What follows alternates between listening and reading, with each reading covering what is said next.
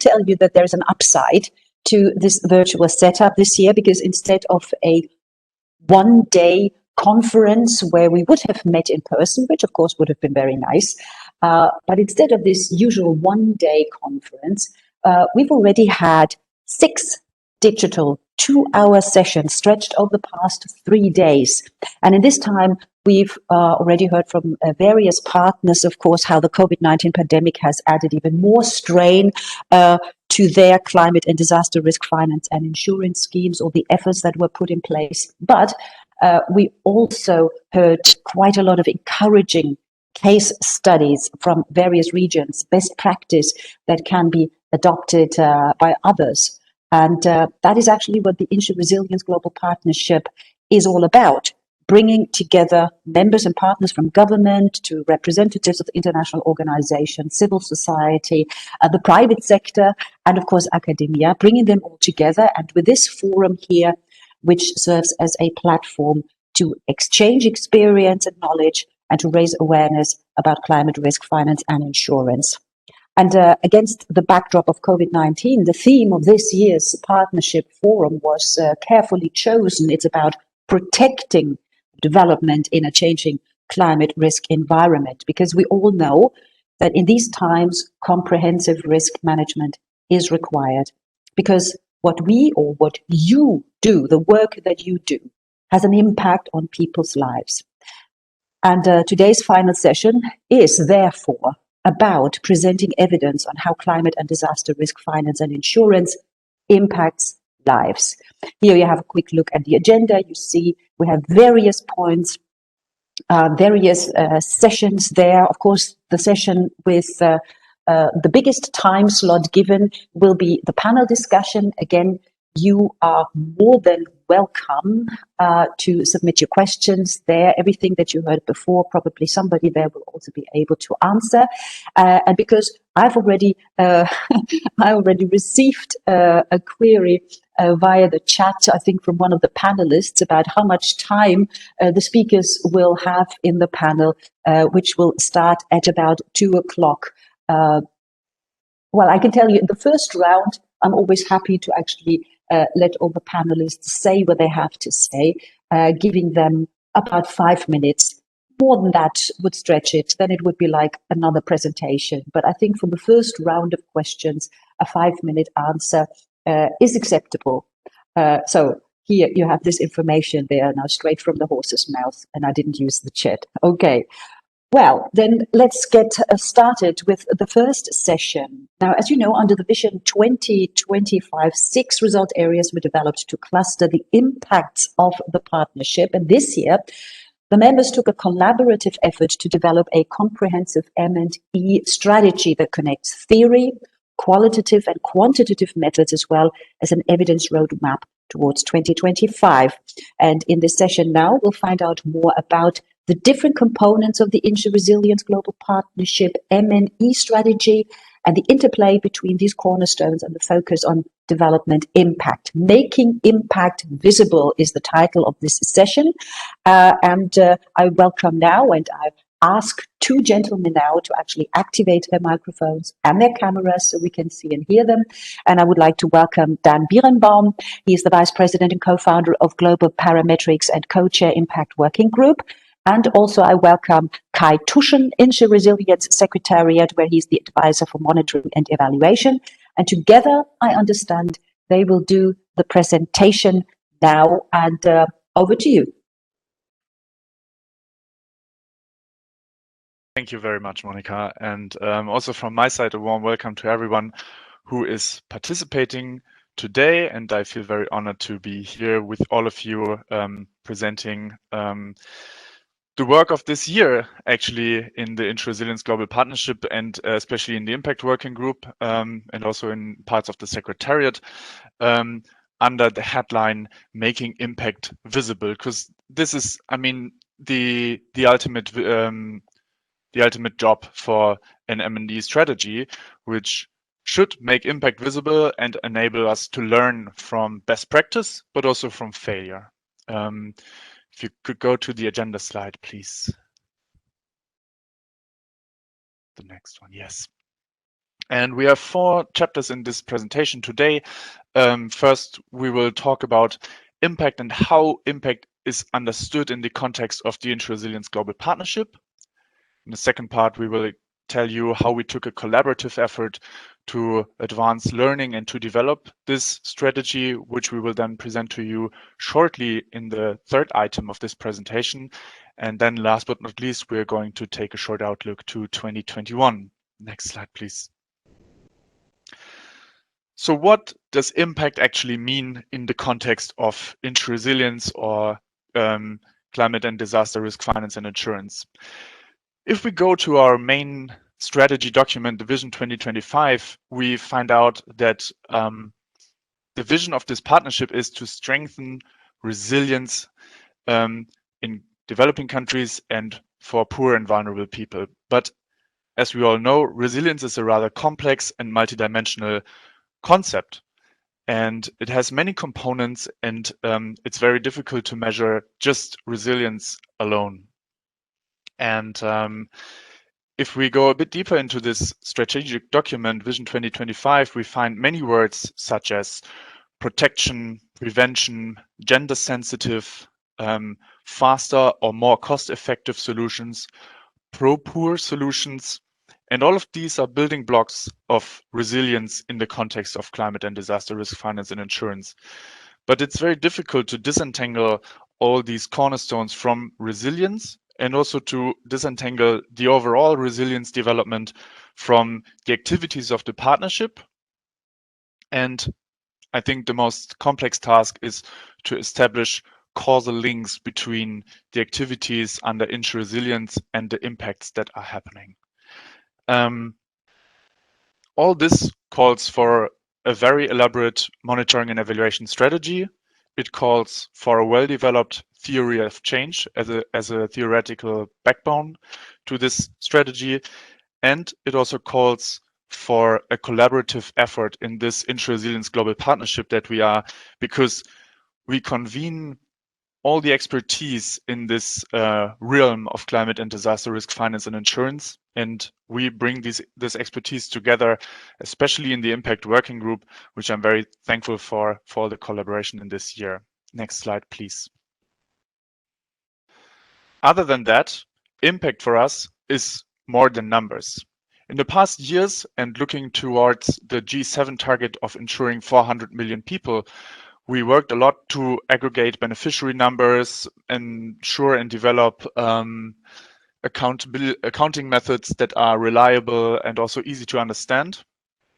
But with Vision 2025 that was endorsed at the United Nations Climate Action Summit last year, we took a step beyond that because we asked ourselves the questions, what does it mean for these 400 million people that are potentially insured by solutions under InsuResilience? How does it affect their decision making? How does it affect their perceived resilience? How does it affect their investments, maybe? And in the end, how does it affect their quality of life? And with these questions in mind, we went on to Vision 2025 that demands a impact-focused and people-centered approach to impact. And with impact, we have 2 dimensions in mind. First, the impact of activities under the partnership, of the members, of the implementing institutions under the partnership, but also, and we hope that the overlap between the 2 of them is very high, the impact of climate and disaster risk finance and insurance as a whole. Next slide, please. The fundamental principles of our M&E work are the pro-poor principles that were developed together with the Munich Climate Insurance Initiative and the Monitoring and Evaluation Working Group that is the predecessor of the Impact Working Group. With CDRFI, we want to create positive and lasting change for poor and vulnerable people. We want to ensure high quality. We want to ensure that the solutions are demand-driven, building on the synergies of the partnership, and we want to provide inclusive and targeted support. With the 5 principles, impact, quality, ownership, complementarity, and equity, we ensure that these goals are achieved. Next slide, please.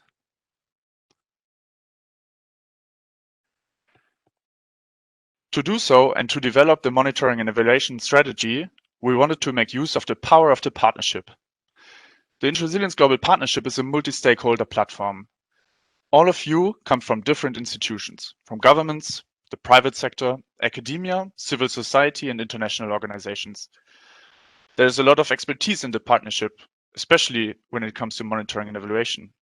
There are a lot of different angles, understandings, and terminologies. And there's, of course, a lot of friction between these different stakeholder perspectives and interests. The development of a strategy might take a bit longer, and it might be a bit more work if you go through more reviews and stakeholder engagement loops. But we believe that it also provides the better results, involving all these partners, all of you, and sharing all the learnings and best practices. And to go a bit deeper into that process, I hand over to Dan, and he's going to tell you more about the process. Over Great, to you, thanks, Dan. Kai. Yeah, thank you very much. And yeah, please move on. Thanks. So, you know, as a sort of practitioner in the space through global parametrics and member of the impact working group, I think can reflect a bit from the inside, as well as to how this collaboration worked and some of the challenges and opportunities that the M&E strategy presents to the broader community. So just, you know, following on what Kai was saying, certainly it's been over this year and before been an extensive collaboration across the network of organizations that cover, you know, private to public to academia, to international organizations, multilaterals, and civil society. And I think it's, as Kai mentioned, it's essential that these voices are all brought together in thinking about addressing this effort, because it is such a complex concept of resilience and a broad agenda that covers many stakeholders and has vast implications for the future of low and middle income countries as we see it and beyond.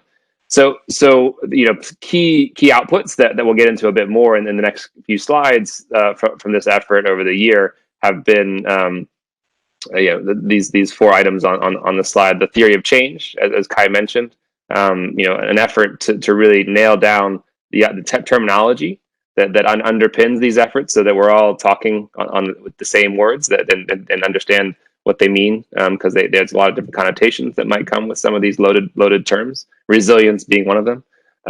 You know, the M&E framework that is a very deeply articulated framework supported with efforts from RMS, the risk modeling firm, as well as Vivid Economics, and over many months to build this program that has been, with extensive feedback from the group, to define results areas and targets and indicators that can really encompass that theory of change that's been designed. And then the other sort of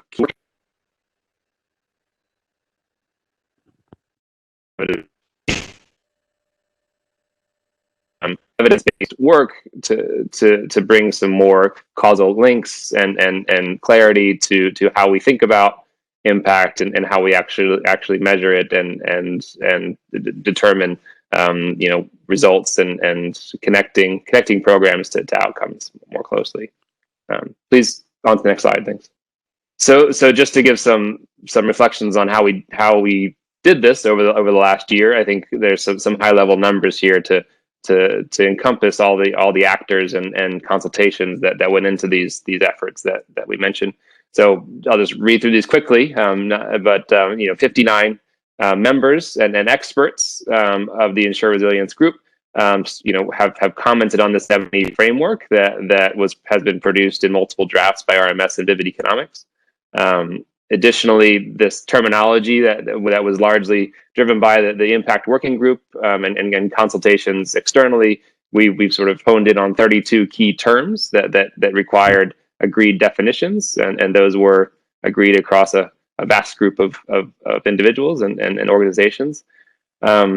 Just to kick off this more practically, this evidence roadmap work, there was 140 participants at an event in September led by MCII, This is a really robust conversation covering a range of angles around CDRFI programming to think about what evidence exists and already, and where are the gaps, and certainly the gaps are much larger than where evidence exists already. So I think really a lot to articulate and think about there as we think about the five-year vision for this, building this roadmap.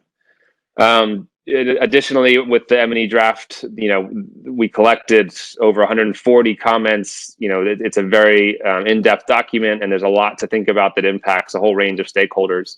So there's an extensive commenting period and back and forth to come up with the final M&E framework. This part of this effort was really steered and driven by the working group. In multiple conferences, events, all virtual through 3 working group calls over the year. And lastly, with the theory of change, this again was sort of led by an external body, but with extensive consultation from the members and from other stakeholder organizations across 15 entities. So please, thank you, move on. So I think before we get into a bit more the details of the strategy itself, I think it's important to recognize beyond what's already been said, some of the main challenges of building an M&E strategy around the concept of climate and disaster risk financing and insurance. I think if you reflect on that diagram at the bottom, I think that's an important element here. These are all structures that have contingent payments. So contingent on an event happening of some kind, or some sort of activity that this payment is contingent on, and different from, say, a loan to a micro borrower, from a micro lender to a borrower, where there is cash going back and forth. In this case, it could be the case where you're just paying premiums, you're just paying fees for that contingent funding, and it may take many years before any payment is actually, if ever, made on the insurance or the contingent financing. So I think that in that context, we need to reflect on what are the indirect benefits that accrue even if there is no payout. So over the years, when a policy is purchased, how has behavior changed? What other financial tools can they access? What other activities can be invested in because this protection exists? And that certainly can be a more subtle element of how insurance really has impact and contingent financing. And certainly, to really develop understanding of what happens when money comes from a payment, we have to be patient. I mean, I think certainly having a broad agenda across many geographies and many risks can help to have more data to emerge. But if you're looking at a specific program in Kenya, you may have to wait 5 years before you actually see money come out and really understand how is that program specifically, with the money that's coming from these programs, how is it actually impacting the community? And then last point, that among others, I mean, certainly there are other key challenges, but there's a vast variety of solutions that are considered under this envelope of the partnership, and they have the macro solutions that the World Bank and others are really driving at the sovereign, ARC and CRIF that are other programs led in this space as well. You have micro insurance programs that are sort of crop insurance and other structures. Then you have a space where Global Parametrics spends a lot of time is this meso level, working with organizations and institutions and banks and others, and all these programs, and they can come with different instruments, not just insurance. They can come with derivatives, with loans, with other contingent, with savings platforms, and so there's a lot to think about as you integrate these into a comprehensive strategy for impact. Next slide, please. So I think I think there's lots of reasons to understand why it's important to have an M&E strategy. I think one thing that I want to reflect on, coming from the private sector, is there is a vast amount of resources that are starting to really look into this area of climate and disaster risk financing from private investors. The insurance ILS markets, cat bonds. There's a lot of capital that is eager to look for ways to manage this issue, and I think from both a profit perspective, but also an impact perspective. And certainly the development community has been in this space for some time and has been pushing out solutions, and I think this InsuResilience agenda is starting to really coalesce a lot of these stakeholders into under one roof in some ways to help us talk the same language and think about this in a similar way. And I think reflecting on all these entities that are working in this space from a private sector perspective, coming in a couple of years ago, we launched Global Parametrics, and really looking to how do we talk about impact? Are there precedents in this community for the impact agenda, and what are the instruments that people use to really measure this? And when you looked to the standard impact measurement systems, it really is pretty empty. I think was the standard from impact investing networks and others. You can't find anything about insurance when it comes to climate risk and other things. So we had to create our own at Global Parametrics to address how we think about impact, and that was a year or two ago. But now we have this broader effort that is helping to really streamline this, and we really appreciate the fact that the InsuResilience Global Partnership has taken some leadership here to really invest in this and come up with it's not going to be perfect by any means. There's a lot of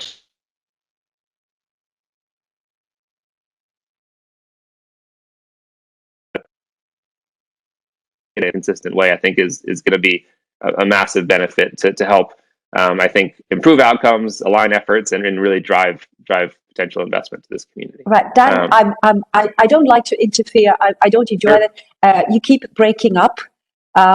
You always come back eventually, but you do keep breaking up. And just keeping an eye on the clock. This whole presentation should finish in 2 minutes. I know that there are many more slides, so just keep the time in mind. Thank you, Dan. Over and out. Not sure why I'm breaking up, but maybe I'll drop my video just in case it's bandwidth. But we'll get to the chase. Next slide, please. So I'll flip through this quickly. I think we've already mentioned these key areas, but these are the key elements that make up the strategy. One thing that's additional here beyond the 4 that I've already mentioned is the survey, and that's just the means by which we collect the data from the community going forward to think about the impact measurements in the M&E framework. Next slide, please. So just to give some reflections on what is underpinning that framework, I think we wanted to we don't need to go through all these individual buckets and talk about all these points, but there are 6 key result areas that came out of this extensive collaboration across the group and across the firms supporting it. And I'll just read through those quickly, and then we can go through a quick overview of the theory of change, and Kai can take us out from there. So 6 areas: we have the total risk covered and number of people protected. We have the number of countries that with comprehensive DRF strategies. So this is at the sort of the country level. Then you have also when countries and programs within those countries, they adopt solutions to protect against these risks. So some of these additional metrics are increased cost effectiveness, development of human impact, and increasing evidence. And there will be collected from equality and others using models from RMS to really estimate these outcomes in different ways. So let me cut it there and pass to you, Kai, to take us out. Thank you, Dan. I'll also try to be short on this slide. The theory of change, which you can see is a very complex diagram, but the message behind is that this is a theoretical backbone of our M&E strategy. It highlights the critical assumptions, the causal chains, and it has 2 main strings based on the impact level, one targeting the country level and the second one targeting the individual level. We will publish this theory of change with all the explanations along. And you see with these Roman letters from 1 to 6 also our result areas linked to this theory of change. And if we go to the next slide, which is the last slide already, we wanted to have a look at the roadmap for 2021, where we will, by beginning of next year in January, publish the survey figures, also the reporting towards the 400 million goal. And also in Q1, we will launch the evidence roadmap, which I would like to touch upon with a few sentences. The evidence roadmap outlines the research areas, research questions, and research activities throughout the next years to add some rigor to the research that we do on climate and disaster risk finance and insurance. And to apply the full toolkit of methods in impact research towards this instrument, I would say. And of course, there will be high involvement of the impact working group towards all this work, especially with regard to COP26, with finalizing the baseline definitions for the indicators that Dan shortly mentioned. And we will also conduct a contribution mapping across these indicators. So they will somehow become the mini SDGs of the climate and disaster risk finance and insurance community. And we will ask the entire partnership to map out how they pay into the specific indicators to get a comprehensive picture how all your activities help us achieving these common goals. Yes, and I would like to close with that. I'm really much looking forward to the rest of the session and happy to have you all on board. Well, thank you so much. Thank you, Kai, and thank you, Dan. Also, thank you for taking so kindly to me interrupting you. But that's part of my job, to keep an eye on the clock. And I certainly, I have to say, I'm very impressed because I saw that Kai even managed to answer questions in the chat. So a real multitasker there. So thank you very much both for this presentation. A lot to take in, of course, and I'm sure that there'll be more questions following later on that we will then certainly pose to the panel. But Kai or Dan, if you, with one eye, keep an eye on the chat as well and engage, I'm sure that the participants will very much appreciate that. Well, I mean, also what became very clear there, and what I said also at the beginning, the InsuResilience Global Partnership, that is you, that is everyone out there, and your work that you're doing that is affecting the lives of millions of people. Now, that is a statement very easy for me to say here in a warm, comfy office in Berlin. You know, it sounds nice. You can just flick it out. But there's actually evidence for that statement.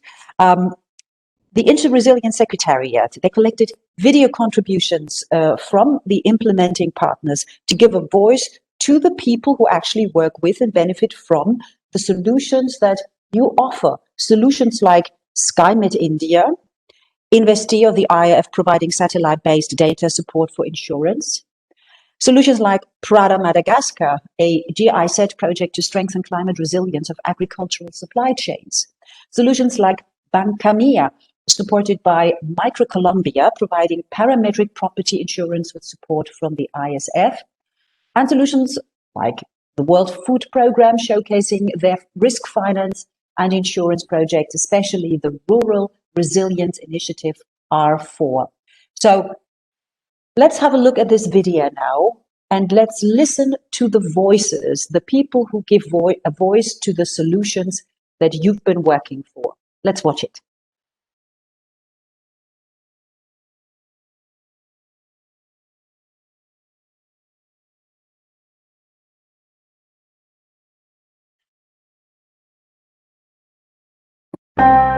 Climate shocks and disasters compromise lives, livelihoods, and development gains, with vulnerable communities experiencing these impacts the worst.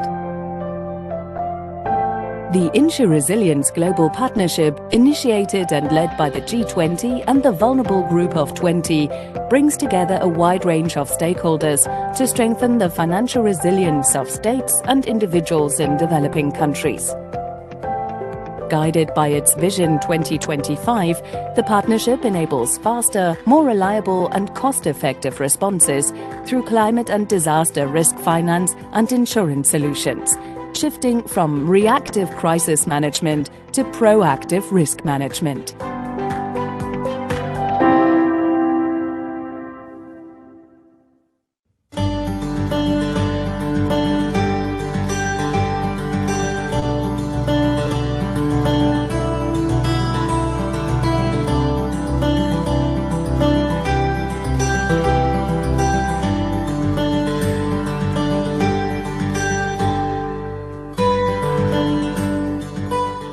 धान चाष करुले आगु बहुत धान चाष मु करे धान रे जो वर्षा पानी पागर समस्या नहीं बहुत नष्ट भी हला। लेकिन अभी कुछ सालों से 5-10 सालों से ऐसा हो रहा है कि मौसम में परिवर्तन आ रहा है। ବର୍ଷା ହେବ ଇଏ ହେବ କ୍ଷତି ହେଉଥିଲା ଧରାଯାଉ ଆମେ ଏଇ 2-4 ଦିନ ପୂର୍ବରୁ କି କିଛି ସମୟ ପୂର୍ବରୁ ଯେଉଁ ଜାଣୁଛେ ଆମେ ଫସଲଟା ବାହାରେ ପଡ଼ିଛି ରଖିଦେଇ ପାରୁଛେ ପାଣି ମଡ଼େଇବା ଗୋଟେ ଜାଗାକୁ।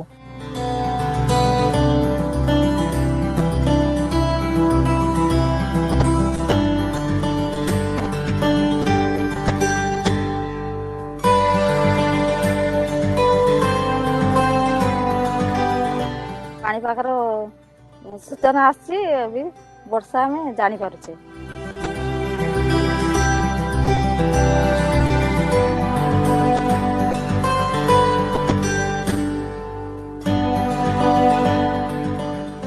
ପାଖର ତ ଆଗରୁ ବହୁତ କ୍ଷତି ହେଉଥିଲା ସ୍କାଇମେଟ୍ ଯେଉଁ ସବୁ ମେସେଜ ଦେଉଛି ଆମେ ସେ ବିଷୟରେ ଆମେ ଜାଣିପାରୁଛେ ସ୍କାଇମେଟ୍ର ଯେଉଁ ମେସେଜ ଗୁଡ଼ା ଆସୁଛି ଆମେ ଏବେ ପାଣିପାଗ ବିଷୟର ବହୁତ ଆଗୁଆ ସୂଚନା ପାଇପାରୁଛେ ଯାହାଦ୍ୱାରା ସେଇଟା ଆମକୁ ବହୁତ ହେଲ୍ପ କରୁଛି। अपन को कटाई करनी है बारिश होने वाली है तो मैं से ज्यादा 2 दिन बाद काट लेते हैं। फिर इसमें कई बार अभी कोई वेराइटी है कोई भी फसल बोएंगे आगे के लिए उसकी वेराइटी के लिए हमें पहले संदेश आ रहे हैं। नुकसान नहीं होता पहले बहुत ज्यादा नुकसान हो जाता था।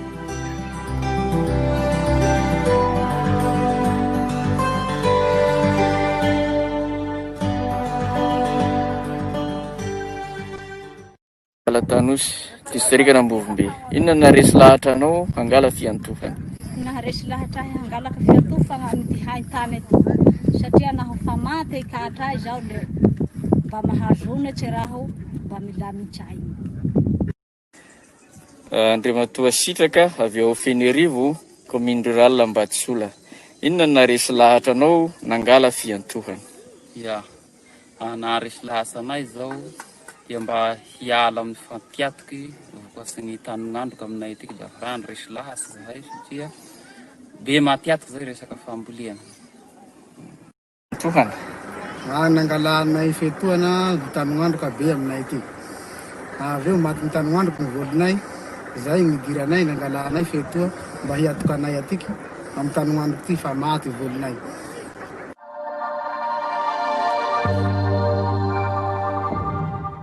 Bonjour, vous êtes Lantnirine Andianar, directrice générale de la société AR.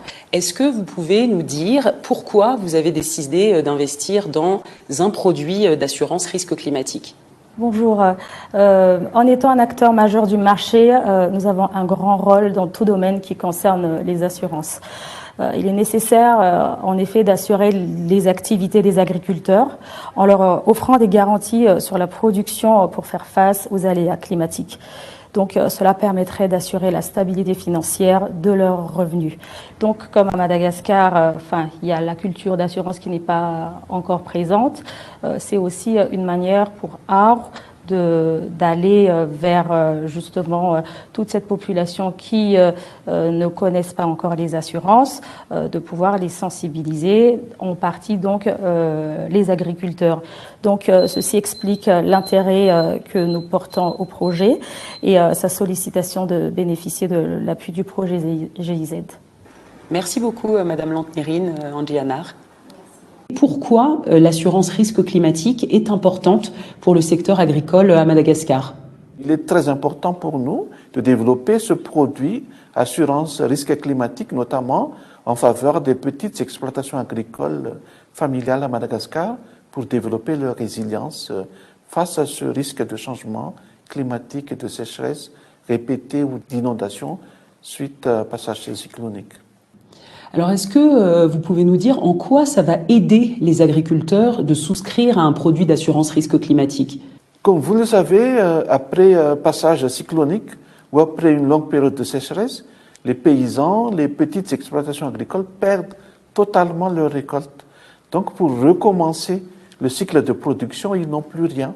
Donc, pour développer leur résilience, il est important qu'ils souscrivent à une prime d'assurance pour que les indemnités de l'assurance leur permettent de redémarrer convenablement leurs activités agricoles.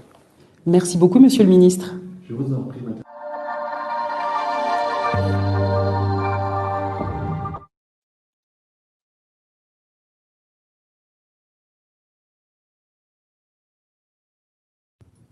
Hola, mi nombre es Viviana Araque Mendoza, soy vicepresidente para el desarrollo productivo de clientes del Banco de las Microfinanzas Banca Mía. El 80% de nuestros microempresarios son vulnerables desde el punto de vista de sus ingresos, y esta situación se profundiza aún más cuando están ubicados en zonas rurales apartadas, en donde están expuestos a otros tipos de riesgos. Es por eso que desde el año 2019 pusimos a su disposición el seguro de daños, una póliza de SBS Seguros Colombia, que con el respaldo de Micro nos permite anticiparnos a todo ese tipo de catástrofes de tipo natural, eventos adversos de tipo climático e incluso responsabilidad civil extracontractual derivada del mismo funcionamiento de la unidad productiva de nuestro cliente. La ventaja de este seguro es el componente paramétrico, el cual nos permite recoger todas esas mediciones que hacen agencias independientes como la NASA, el IDEAM, a través de Micro, en donde se identifican desviaciones frente al comportamiento normal, por ejemplo, de los niveles de agua, el comportamiento sísmico, vegetación, y todo ello nos permite generar indemnizaciones a nuestros clientes sin necesidad de presentar documentos u otras certificaciones que permitan identificar que el riesgo se materializó. Hace un año exactamente realizamos el lanzamiento del producto, en octubre de 2019, fecha desde la cual hemos vendido 5.086 pólizas. Todo esto ha sido progresivo, pues todo nuestro equipo comercial y nuestros clientes han venido conociendo las ventajas de este producto. Asimismo, a la fecha, SBS Seguros ha liquidado 1.011 siniestros, causados en su mayoría por excesos de lluvias y sequías. En conclusión, este producto ha sido un gran beneficio para nuestros clientes tanto del ámbito urbano como del ámbito rural, quienes han podido proteger sus unidades productivas frente a estos eventos. Nos quedan muchos retos en adelante, poder cubrir, por ejemplo, muchos más clientes y tener otras formas de comercialización. Es parte de lo que venimos trabajando y para este 2021 tenemos varios retos en ese sentido. Estaremos trabajando junto con SBS Seguros y MicroRisk para llegar cada vez a más clientes que están expuestos a este tipo de riesgos y que necesitan también una solución rápida en el pago y liquidación de los siniestros. Todo ello le genera mayor sostenibilidad a las unidades productivas de nuestros clientes y hacen que tengan o representen un menor riesgo para sus futuras operaciones de crédito. Hola, soy Vanessa Hernández, gerente comercial para banca y microseguros en SBS Seguros Colombia. Este año hemos celebrado un acuerdo con financiamiento con el ISF bajo la iniciativa de resiliencia y empoderamiento para microempresarios y pequeños productores, que busca protegerlos con seguros paramétricos para que estén mejor preparados en caso de enfrentar riesgos climáticos y desastres de origen natural.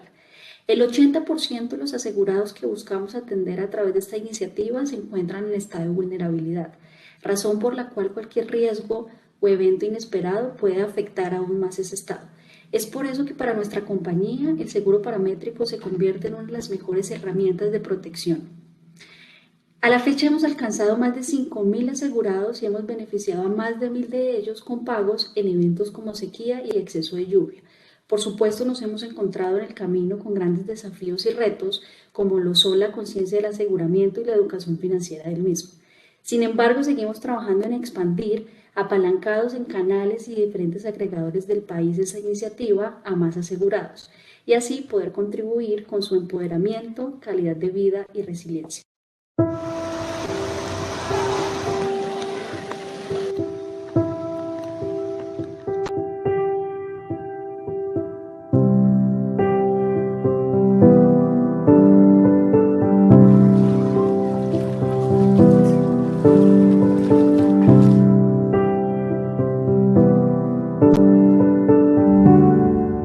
ya mana yakahambana kunka muhi mufebra mona inhangoti yakagomena kaboto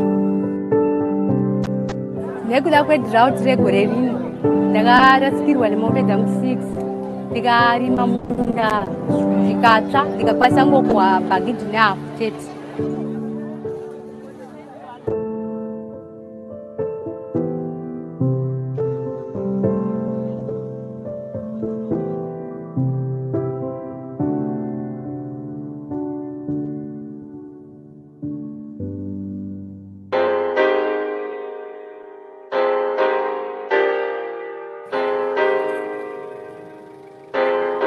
Mbuyomu ndinangomva kuza insurance ya galimoto koma nalesa namve insurance ya mwana chaka chatha ndinakolola matumba 10 50 kg koma chaka chino chifukwa chonera kuti mvula kuyambira 1 January kufika pa 25 January sinabwere imene itandipangise kuti ndikolole matumba 2 amene nditi adye kwa miyezi 2. Ndi insurance tapepesedwa ndalama yokwana 38,050 kwacha. Komanso tapanga maswale munda mwathu amene atatithandize kusunga chimisi.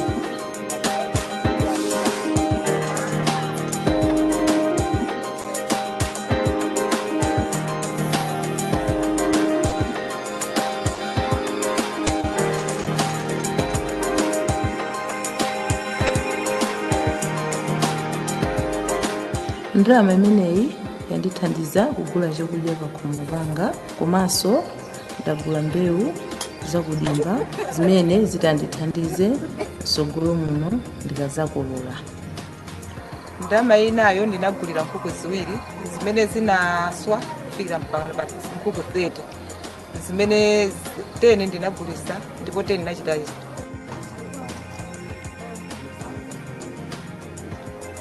The insurance helps protect their agricultural risks, especially for shortage of rainfall.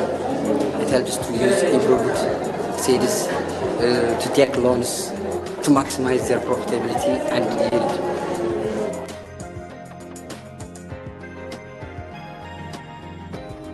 Experience prolonged dry spells. This year we experienced drought, and as a fallback mechanism, we are promoting weather-based indexed insurance, which is provided to farmers.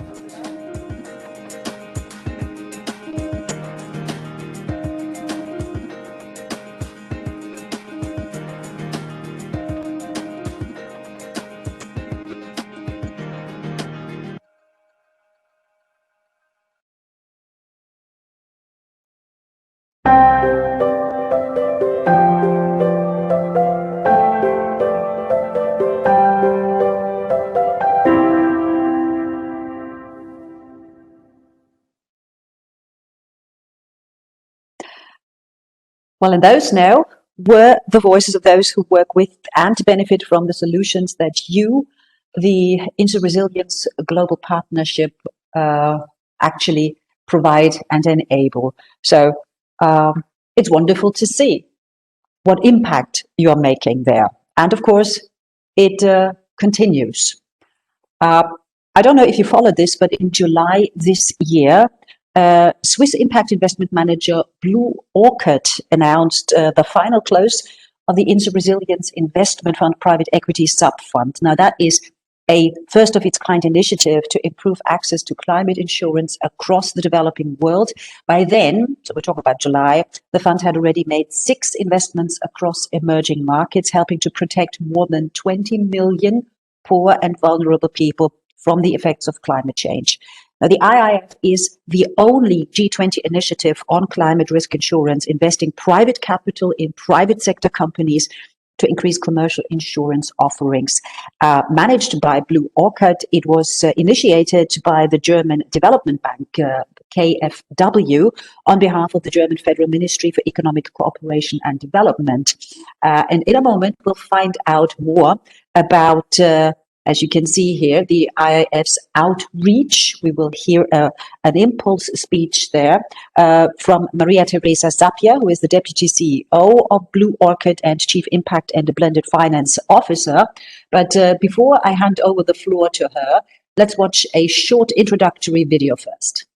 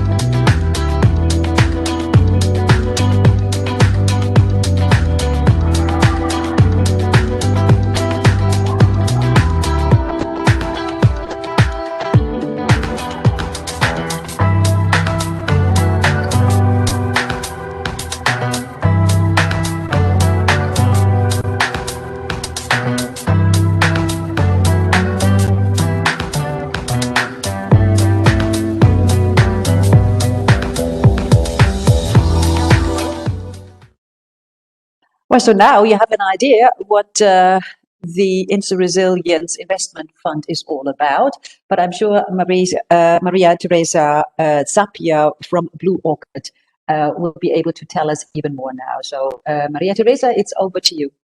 Thanks a lot, Monica. A pleasure to be here, and thanks as well for the InsuResilience Global Partnership for hosting us. It is a great pleasure to be with you today. I have to say that in the previous sessions, you had already quite a lot of exposure to the outreach of the fund, as you had a testimonial from Global Parametrics, and also you saw the activities of SkyMed.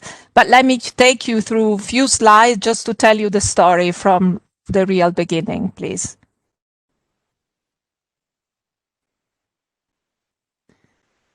So the fund was initiated in 2015. As you will see in the InsuResilience report, we are now taking stock of the success of the fund in the past 6 years. It is part of the Global Insurance Partnership Initiative, and as was said before, it is a G20 and V20 initiative. The initiators have been the German Development Bank and the Federal German Ministry for Economic Cooperation and Development. The objectives of the fund have been really to participate to the task of ATTEND, so to really provide financing in climate adaptation. As you know, climate adaptation attracts, as of today, only 5% of the entire climate finance funds. So the fund particularly had the ambition of increasing penetration of climate insurance in developing countries, and in particular giving access to climate resilience poor and vulnerable households and micro, small and medium enterprises. And how has done it? As you saw before, it has done it by providing financing to selected investees. And this is debt, equity, technical assistance, and also premium support. And it has done this so that these financing companies can provide insurance products and services for, as we said, low-income households and, of course, micro, small, medium SMEs. And last but not least, another objective of the fund has been really to unlock capital, to bring more capital from commercial development and also from really the private sector into the game. If we can move to the next slide. So here you have the value chain. So the beauty of the fund is that it can invest across the value chain. So you saw before the testimonial of SkyMed and Global Parametrics. So the fund can take equity stakes in providers of weather and climate insurance data. It can also provide private equity to insurance companies, reinsurance companies and insurance brokers, and also can provide debt financing to the so-called aggregators that can be microfinance institutions, local commercial banks, telecom operators. So entities that are absolutely crucial for the distribution of climate insurance products. Next slide, please. Today, as I said, 6 years down the road and still 6 years to go, we are very excited to picture in this chart the outreach of the fund.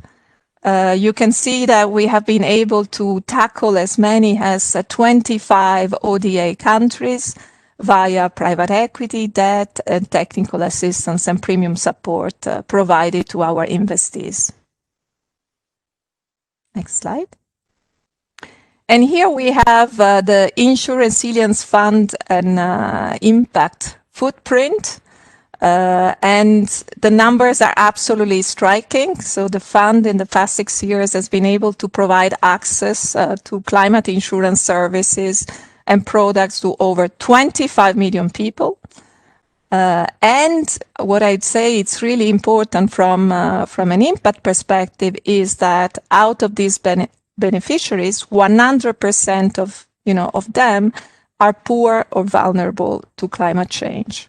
The fund has been able and successful in supporting as many as 7 of the 17 SDGs, with notably, a big focus on SDG number 13, climate action. What does the fund have in its portfolio today? It has as many as 25 companies, as I said, debt, private equity, service providers, aggregators, and of course, insurance companies. And not only the fund has provided, financing to these investees, but has also engaged in very tailored capacity building. So as of today, we are proud, together with our TA partner, Celsius Pro, to say that as many as 25 technical assistance projects have been implemented and concluded with our investees in order for them to develop climate insurance products and distribute them to their end borrowers. The fund has built a portfolio of $133 million via its investment in debt and equity in its investees' companies. And as we said before, has invested in as many as 25 ODA countries. Last but not least, the initial funding from the German government has been very precious to all of us because it has helped us to unlock additional capital for these important objectives, and in particular, the initial $64 million provided by the German government has been able to leverage and attract additional $165 million in commercial development and private capital. Next, please. So as Monica was saying, it's a big day for us today. We're launching, the report which summarizes what we have been up to.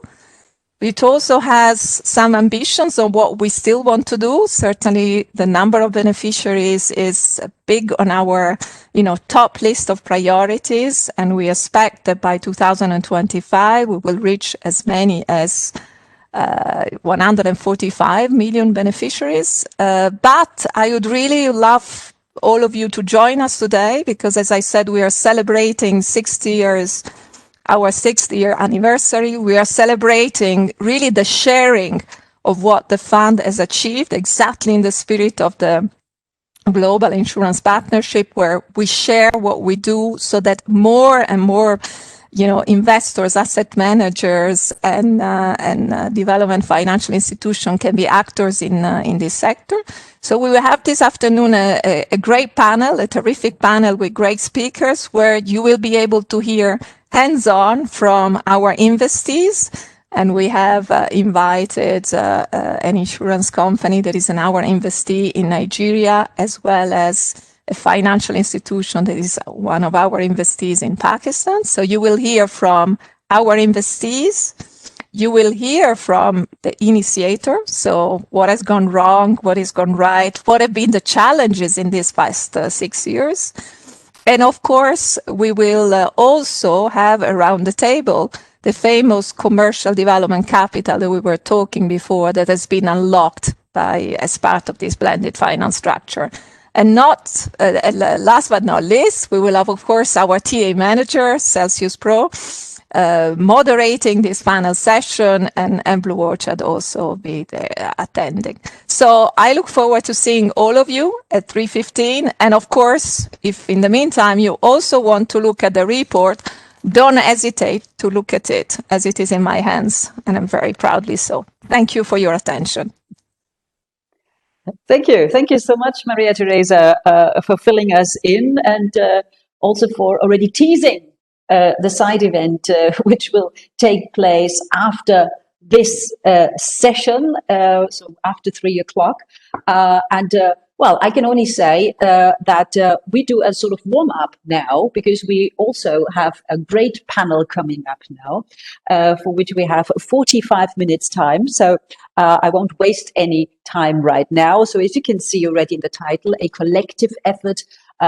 Collective, of course, we've heard it in the last few days again and again. It's about collaboration, about cooperation, about partnership. It's about working together. So the collective effort here is absolutely crucial. And it's about monitoring and evaluation, implementation at the project level. With this in mind, I'm happy now to welcome our panel. And as I mention your name, dear panelists, feel free to activate your video function already so that we know that you are here. And then when I ask you the question, of course, also your microphone function. So the first panelist is already a challenge for me. So I apologize already if I pronounce your name not quite correctly. I'm trying my best. We welcome Vosita Wienayake.